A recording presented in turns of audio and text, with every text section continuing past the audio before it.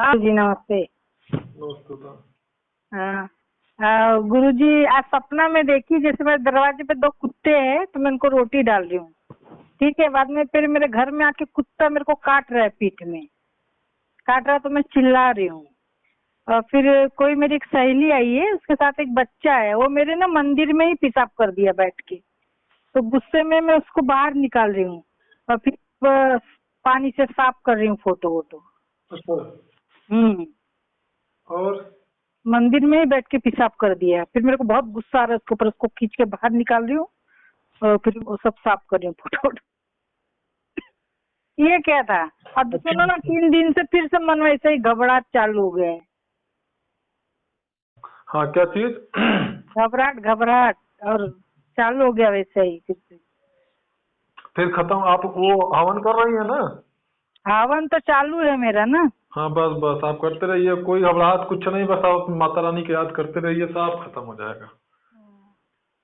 उल्टी के जैसा लगता है, घबराहट होने लगता है, जाप करते समय ही होता है ये। हाँ, वो ठीक है, वो सब खत्म हो जाएगा, आप निश्चिंत रहिए। थोड़ा सा भाई, कर्म तो अपने भोगने पड़ते ही हैं, हर व्यक्ति के अच्छे और बुरे कर्म तो होते ही हैं। वो तो है ही है गुरुजी, हर चीज में होता ही है। मतलब, अच्छा, वो मंदिर का अर्थ क्या है गुरुजी? मैं बता रहा बच्चा। हूँ, देखिए ऐसा है हाँ। कि हर व्यक्ति के अच्छे कर्म और बुरे कर्म दोनों होते हैं। गुरुजी। और ज्यादातर बुरे कर्म तब भोगने पड़ते हैं जबकि आप अपने कर्मों को नाश करके अपने स्वरूप में स्थित होना चाहते हैं। मतलब कि जबकि आप साधना की तरफ बढ़ते हैं। ऐसा लोगों से आपने कहते हुए सुना होगा कि जब से मैं पूजा पाठ करने लगा या जब से मैं पूजा पाठ करने लगी तब से कुछ और ही ज्यादा परेशानियां बढ़ गई।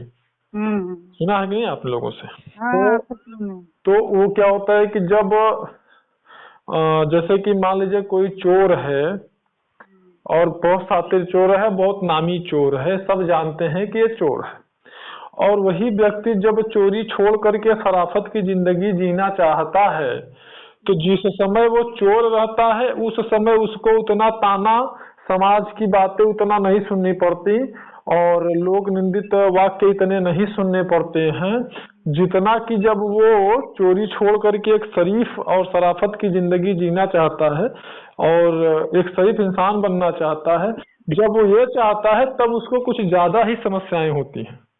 ये तो सत्य बात है। हाँ, ठीक उसी प्रकार से जब हम आप अपने कर्मों का नाश करना चाहते हैं, अपने स्वरूप में स्थित होना चाहते हैं, मतलब कि जिस उद्देश्य से हमारा आपका जन्म हुआ है उस उद्देश्य को जब पूरा करना चाहते हैं ना, तो हमारे कर्मों के जो अवरोध होते हैं वो बहुत ज्यादा होने लगते हैं। तो कहने का तात्पर्य यहाँ पर सिर्फ इतना है कि यदि हम आपको ये बहुत ही गूढ़ विषय पे मैं आपको बहुत ही गूढ़ जानकारी दे रहा हूँ और बहुत सरल शब्दों में दे रहा हूँ, आप समझ जाएंगी कि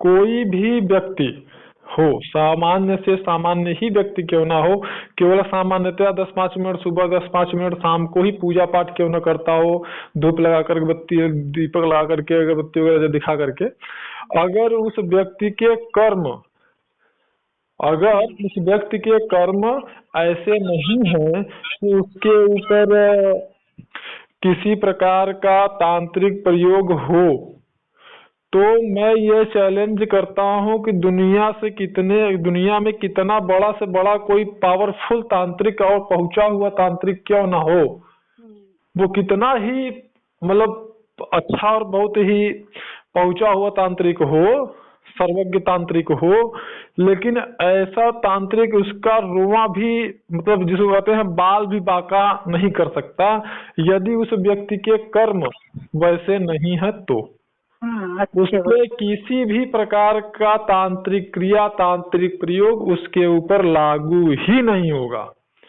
वो करेगा 2-5 मिनट के अंदर वो क्रिया, वह तांत्रिक प्रयोग, वो उसका किया हुआ जो भी रहेगा, मारण मोहन सम्मोहन वशीकरण उच्चाटन चौकी मुठ टोन जो भी रहेगा बांध सब खत्म हो जाएगा।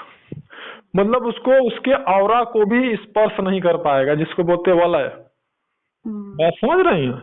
और कितना भी बड़ा साधक क्यों न हो, यदि उसके कर्म अच्छे नहीं हैं, अगर उसके कर्म गंदे हैं, ठीक है, तो उसके ऊपर एक सामान्य जो कहते हैं ना गली का कोई मतलब चलता फिरता कोई अगर जो है कि ओझा बाबा कोई रहेगा, वह भी उसके ऊपर तांत्रिक प्रयोग कर देगा तो लागू हो जाएगा। छोटा सा छोटा टोटका भी उसके ऊपर लागू हो जाएगा। बात समझ रहे हैं? तो आप ना इससे आपको घबराना नहीं है, परेशान नहीं होना है। घबराने का बात नहीं गुरुजी, मैं तो करती हूँ, लेकिन ऐसा बीच में मंत्र कट जाता है ना। बल्कि आप और प्रसन्न यह हो जाइए कि आपके जो बुरे कर्म हैं, उन कर्मों का वो नाश कर रहा है। जो भी कर रहा है ये, वो आपके बुरे कर्मों का नाश कर रहा है और अपने बुरे कर्मों की गठरी को बढ़ा रहा है, जिसका परिणाम उसे शीघ्रता बहुत ही शीघ्र प्राप्त होगा। बहुत ही शीघ्र वो परिणाम उसको प्राप्त होगा। वही बोले ना, पहले तो देखो गुरुजी पैसा पानी हर चीज रहता था, अब जितना मतलब ये लाइन में घुसी उतना ही तंग हूँ, ये भी सोच लेना आप। ये सत्य बात है, जो बोले वो सत्य है। मैं वही बता रहा हूँ। हाँ। हमारे जो कर्म होते हैं ना, उन कर्मों को इतना आसानी से अगर साधक कोई बन पाता, इतने आसानी से कोई सिद्ध पुरुष बन जाता, तो फिर दुनिया में लोग बेवकूफ थोड़ी हैं। नहीं नहीं गुरुजी, बहुत सारे ऐसे लोगों को मैंने देखा है जो कि कहते क्या, उनको उन्होंने मतलब ये कहा, बहुत ही अच्छे पहचान के लोग, बहुत ही घनिष्ठ संबंधित लोगों को मैंने देखा, कहे कि अरे यार क्या बताएं, हम करते थे और जब करते थे तो बहुत ज्यादा परेशान थे, और जब हम देखे कि हम पूजा पाठ कर रहे हैं इतना परेशान है तो हमने छोड़ दिया पूजा पाठ। अब देखो, और अब कोई दिक्कत नहीं है। होता है। तो अब उनको कौन समझाए? अब उनको समझाना भी बेवकूफी है, उनको समझाया नहीं जा सकता है। अब तो अगले जन्म का भी कर्म इधर ही काट रहे हैं ना, भोग रहे हैं। अगर आप समझाएंगे तो वो कहेंगे आप बेवकूफ हैं, आप करिए, हमको नहीं करना है। किसी को अच्छा भी बोलो ना तो बोलते पागल है, कुछ भी मैं वही कह रहा हूँ आपसे। तो आप निश्चिंत रहिए, कठोरता से अपना लगे रहिए, ठीक है। और गुरुजी सुनो ना, ध्यान में ना मेरे को जैसे कि बिन कपड़े का अधूरा ही दिख रहा है, वो औरत है कि आदमी ये नहीं समझ पा रही, लेकिन औरत ही है ऐसा लग रहा है। आधा ही अंग दिख रहा है उसका, जो भी दिख रहा है, पैर ही खाली दिखता है पूरा ऊपर तक। अच्छा, तो महिला है?